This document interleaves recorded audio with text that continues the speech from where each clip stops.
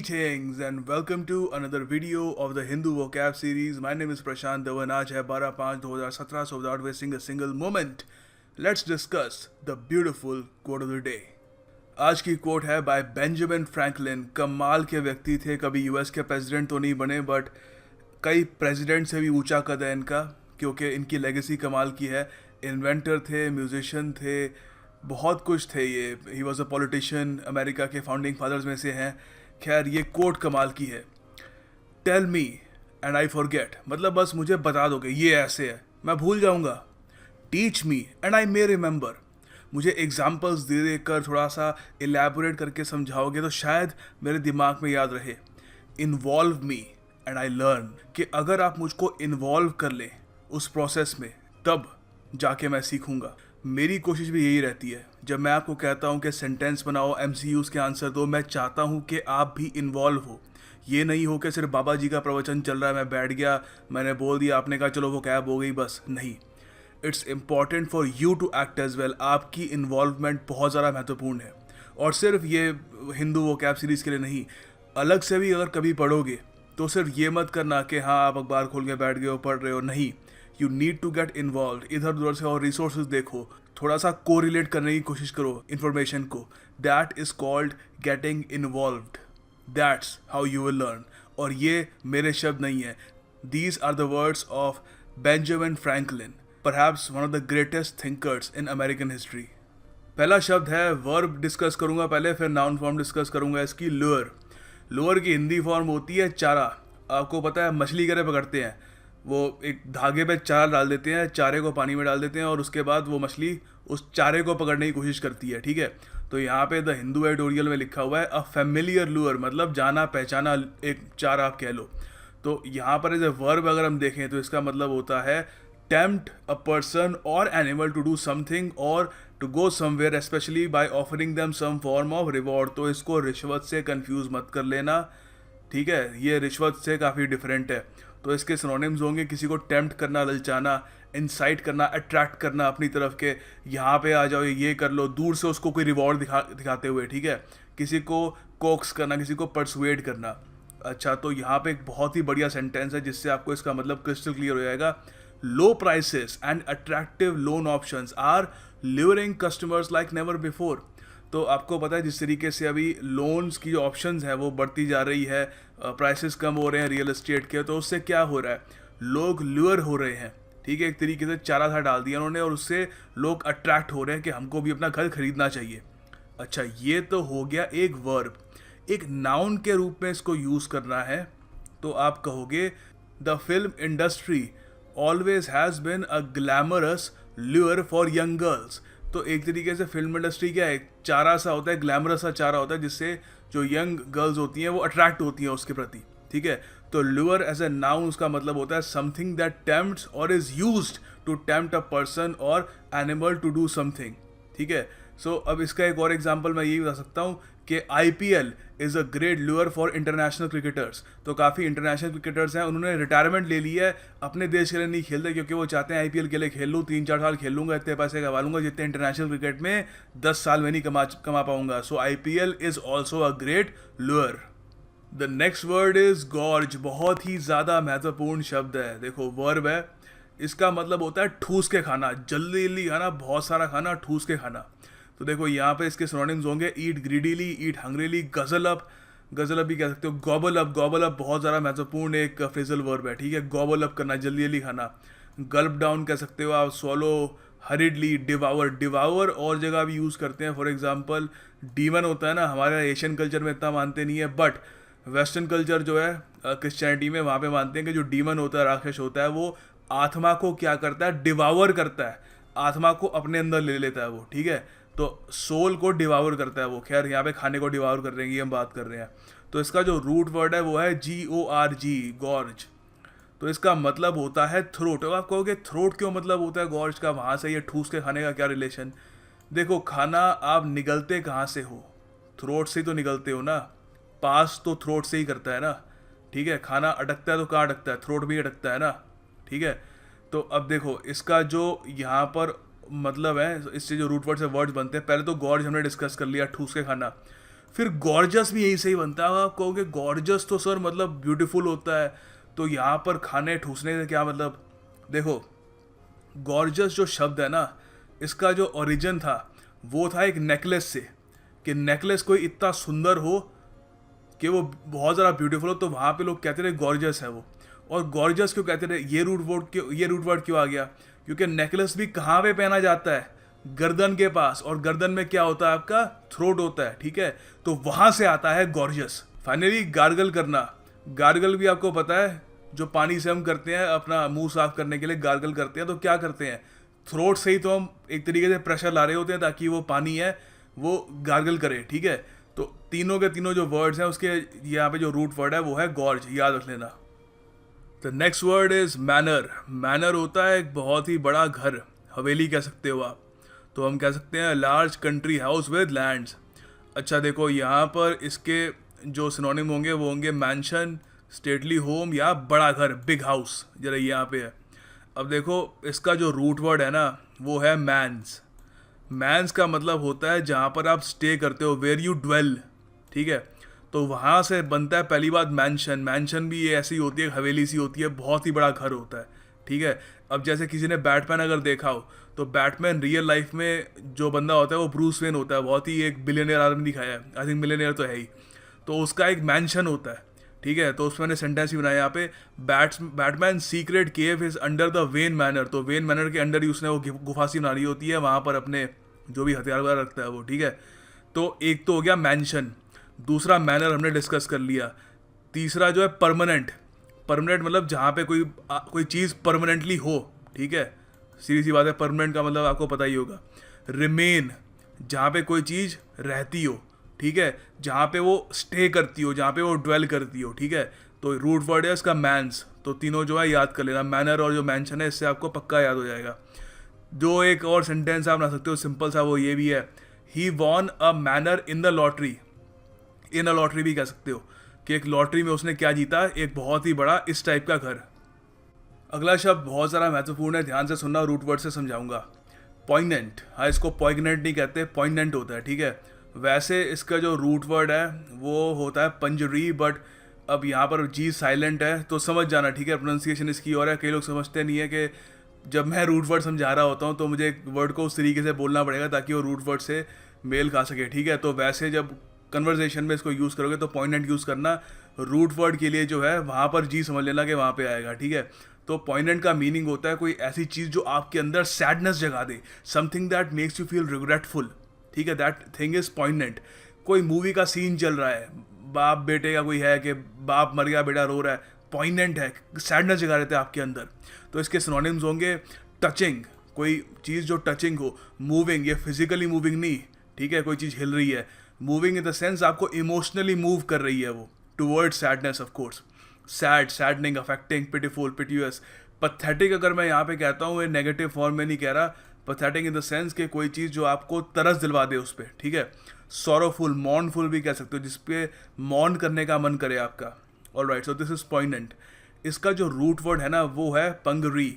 अगर हम यहाँ पे पॉइगनेंट इसको जी प्रोनाउंस करें तो पंगरी, वहाँ से सेंस बनती है, बट इसको याद मत करना। बस एक चीज़ याद रख लो कि इसका जो रूट वर्ड है उसका मतलब होता है प्रिक करना। प्रिक करने का मतलब होता है कि मान लो कोई चीज़ है, कोई स्किन है, उसमें मैं एक नीडल डालता हूँ, तो नीडल क्या कर रहा है, स्किन को प्रिक कर रहा है, पियर्स कर रहा है एक तरीके से, ठीक है? उसके आर पार जा रहा है। तो कोई चीज़ जो आर पार जाए, फॉर एग्जाम्पल हम हमेशा सैड तो रहते नहीं है क्योंकि हमारा एक नॉर्मेलिटी का एक कवच पहन रखा है हमने। तो कोई हम चीज़ बहुत ज़्यादा सैड चीज़ देखते हैं, कोई ऐसा सीन देखते हैं, तो वो हमारे आर पार चला जाता है ऑलमोस्ट, ठीक है? हमारी जो एक कवच है नॉर्मेलिटी का उसको भेद कर देता है, ठीक है? इट प्रिक्स दैट, ठीक है? तो वहाँ से इसका मीनिंग आता है something that makes you sad, मतलब जो आपका एक कवच है उसको प्रिक कर देता है। अच्छा, एक तो पॉइंट ये हो गया। उसके अलावा एक और बहुत ज़्यादा इंपॉर्टेंट वर्ड है, वो है पंजेंट। पंजेंट का मतलब होता है something that prix sense of smell, कोई चीज़ जो बहुत ही तेज स्मेल हो जिसकी। अब हमेशा हर चीज़ पे तो आपको तेज स्मेल नहीं दिखती। फॉर एग्जांपल इस वक्त मुझे कोई तेज स्मेल, मेरी ना कोई तेज स्मेल नहीं आ रही, एवरीथिंग सीम्स नॉर्मल, बट कोई ऐसी स्मेल हो जो अचानक से ये जो स्टेटस है, स्टेटस वो है, इसको भेद करके, इसको प्रिक करके मेरी नाक में असर डालता है, तो it suddenly seems pungent. Pungent अलग से समझाऊंगा आपको, मतलब कि कोई ऐसी स्मेल जो ऑलमोस्ट आपकी नाक का जो सेंसेस है उसको प्रिक करके आपको कहे wow that is a strong smell.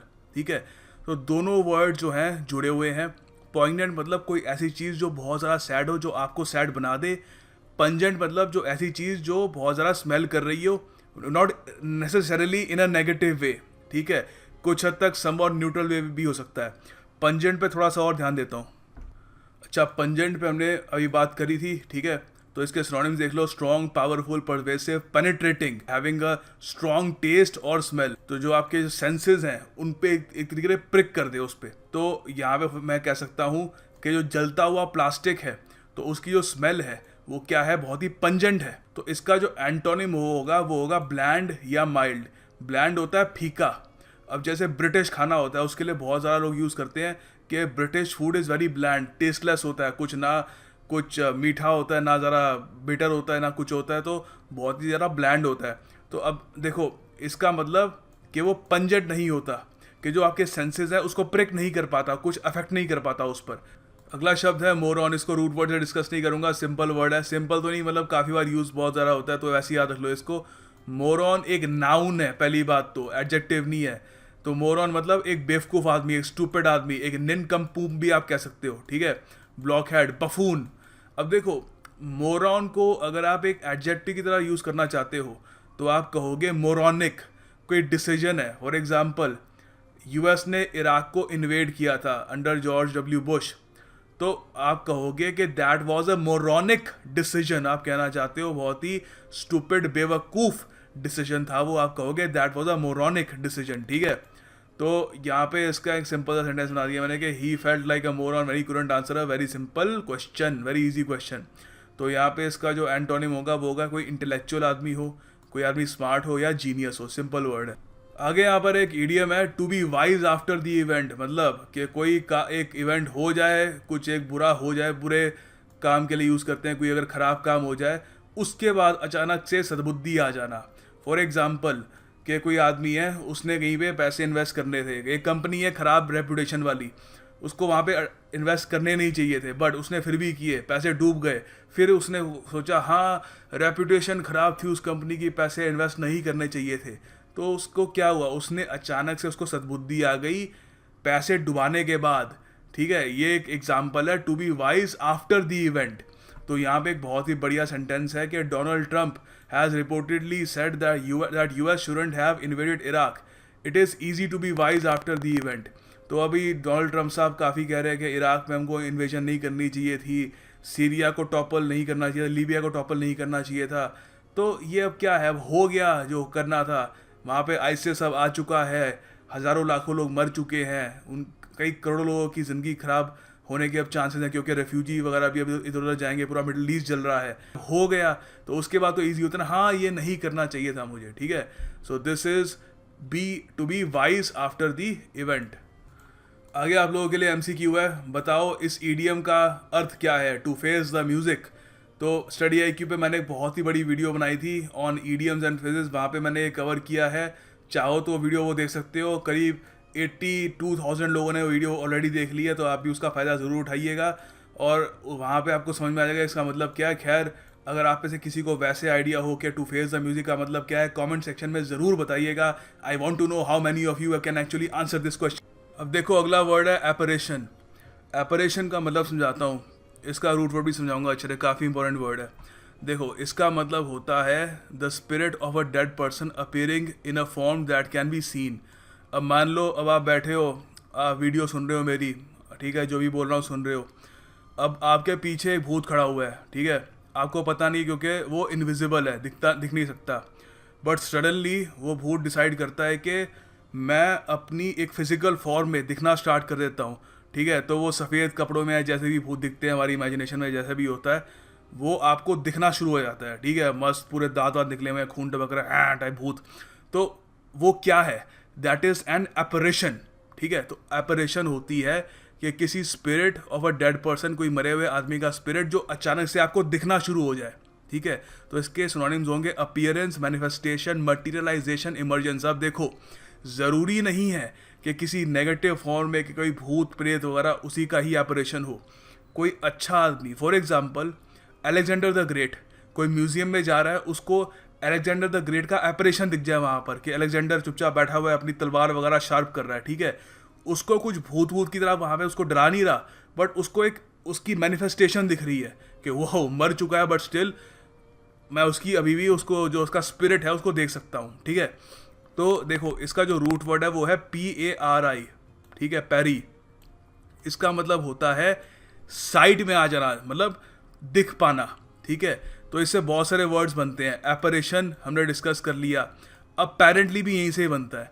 Apparently मतलब जो फॉर द टाइम बिंग जो दिख रहा है, ठीक है। अब फॉर एग्जांपल आप यहाँ पे आप कह सकते हो अगर अमेरिका की इकोनॉमी बहुत ही अच्छा काम कर रही है तो आप कहोगे apparently Donald Trump's economic policies seem to be working, ठीक है। देख तो अभी के लिए तो यही दिख रहा है, साइड में तो यही है, आगे जाके हो मुझे पता नहीं क्या होगा, बट फॉर द टाइमिंग जो मैं देख पा रहा हूँ उससे तो यही दिख रहा है कि अमेरिकन इकोनॉमी डोनाल्ड ट्रम्प की पॉलिसीज़ की वजह से अच्छा परफॉर्म कर रही है, ठीक है। सेकंड यहाँ पे आप ये भी कह सकते हो अपीयर, वो भी यहीं से आता है PARI से। अपीयर मतलब जो दिख रहा है, सामने आपके आ जाए, जो आप देख सको। डिसअपीयर मतलब जो देख ना पाए, गायब हो जाए आपके सामने से, ठीक है। ही डिसअपीयर्ड, वो गायब हो गया। तो इसका जो सेंटेंसेस होंगे वो होंगे the little boy told everyone that he saw an apparition of Joseph Stalin in the museum. तो छोटे से जो बच्चा था उसने क्या किया, उसने सबको बताया कि उसको जोसेफ स्टालिन का क्या दिखा, उसको उसका apparition दिखा म्यूजियम में, ठीक है। तो इस पे आप भी सेंटेंस बनाइएगा apparition पे। मैं आई वुड रियली अप्रिशिएट, थोड़ी क्रिएटिविटी का यूज़ करिएगा। जो अगला शब्द है वो है ट्यूटलेज। ट्यूटलेज एक नाउन है। देखो इसका मतलब होता है प्रोटेक्शन और अथॉरिटी ओवर समवन और समथिंग, गार्डियनशिप, ठीक है। तो किसी के ऊपर एक तरीके से आप लुक आफ्टर कर रहे हो, ठीक है, किसी के गार्डियन हो, तो वो होगी एक ट्यूटलेज है वो, ठीक है। तो इसके सिनोनिम्स होंगे care, guardianship, charge keeping, safe keeping, ward, responsibility, protection, guidance, ठीक है। So this is tutelage. इसका जो रूट वर्ड है वो है ट्यूट, TUT। इसका मतलब होता है वॉचफुल रहना। वॉच मतलब ऐसे नहीं कि बस देखते रहना क्या हो रहा है, नहीं। वॉच मतलब एक तरीके से गार्डिंग नज़र से कि कुछ हो ना जाए, उसको प्रोटेक्ट करना, टू लुक आफ्टर समवन, ठीक है। अब इससे बहुत सारे एग्जांपल बनते हैं। ट्यूटोरियल, ट्यूटोरियल में भी क्या होता है, यू आर वॉचिंग, कोई आपको गाइड कर रहा होता है उसमें, ठीक है, गाइडेंस मिल रही होती है कि किसी भी चीज़ का ट्यूटोरियल होता है। फॉर एग्जांपल आपको सीखना है कि माइक्रोसॉफ्ट वर्ड कैसे यूज़ करना है, तो आप यूट्यूब पर टाइप करोगे माइक्रोसॉफ्ट वर्ड ट्यूटोरियल, तो उसमें आपको गाइडेंस मिलेगी कि कैसे फ़ॉन्ट बड़ा करो, कैसे फ़ॉन्ट छोटा करो वगैरह सब, ठीक है। ट्यूटर आपको बताइए क्या होता है, और ट्यूटलेज हमने डिस्कस कर ही लिया, ठीक है। सो याद रखिएगा, इंपॉर्टेंट वर्ड है ये। अच्छा, इसका सेंटेंस डिस्कस नहीं किया हमने। The year 1968 witness the establishment of Indian rocket society under Kalam's tutelage, ठीक है। तो इंडियन रॉकेट सोसाइटी की जो एस्टैब्लिशमेंट हुई थी वो कैसे हुई थी, कलाम साहब की ट्यूटलेज के अंडर, मतलब उनकी गाइडेंस, उनकी केयर के अंडर, ठीक है, उनकी वॉचफुल आइज के under. Finally task of the day, sentence बनाने हैं आपको। apparition पे बनाओ और मेंशन पे बनाओ, ठीक है। दोनों पे सेंटेंस बनाना, काफ़ी बढ़िया सेंटेंस बन सकते हैं दोनों पर। बेंजामिन फ्रैंकलिन के जो कोट है वो हमेशा याद रखना, ठीक है। सेंटेंस मैं तो इनकरेज करूँगा जरूर बनाओ। किसी वजह से बनाने का नहीं मन कर रहा, मोबाइल पर हो या कुछ और हो, जो भी रीज़न हो आपका, बाकी लोग जो सेंटेंस बना रहे हैं गो थ्रू देम, एक बार देख लेना। किसी का सेंटेंस पसंद आए उसको लाइक ज़रूर देना, उनको एनकरेज करना ताकि वो आगे जाकर और तरीके से कंट्रीब्यूट कर पाए, ठीक है। And that's all I have to say. I hope you guys have a good day, keep working hard, keep studying and you will succeed. I will see you tomorrow.